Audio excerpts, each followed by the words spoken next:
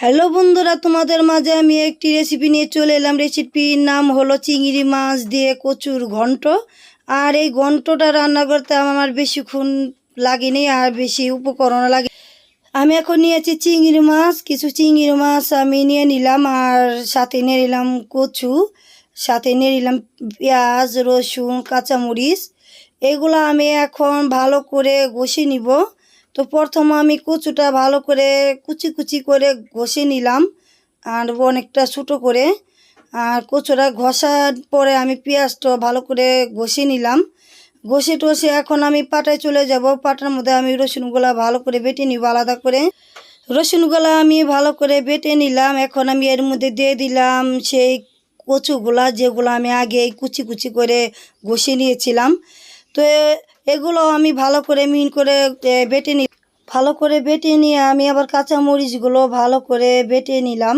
তো আমি কড়াইতে তেল দিয়ে দিলাম। তেল দিয়ে আমি এখানে জিরা ফোড়ন দিয়ে দিলাম, সাথে একটু আস্ত গরম মশলা এলাচ দিয়ে দিলাম, আর সাথে কাঁচামরিচ বাটা দিয়ে দিলাম, একটু হলুদের গুঁড়ো দিয়ে দিলাম, একটু হালকা পানি দিয়ে ভালো করে কষিয়ে নিব।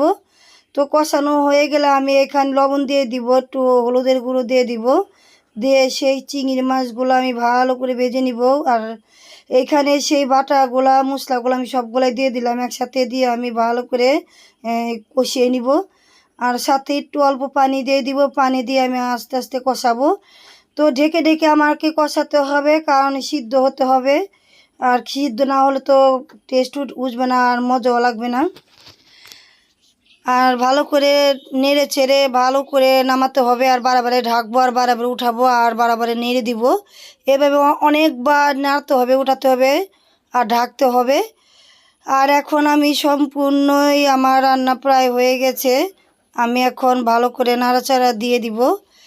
এর মধ্যে আমি আবার একটু অ্যাড করে দিব একটু ফাঁকি মশলা। তো এখানে আমি একটু জিরের মশলা নিয়েছি, তো জিরে ফাঁকি দিব। এখন আমি জিরে ফাঁকি দিয়ে আমি ভালো করে নেড়ে চেড়ে নামিয়ে ফেলবো। তো বন্ধুরা, আমার রান্নাটা কমপ্লিট হয়ে গেছে। আমি এখন নামিয়ে নিব।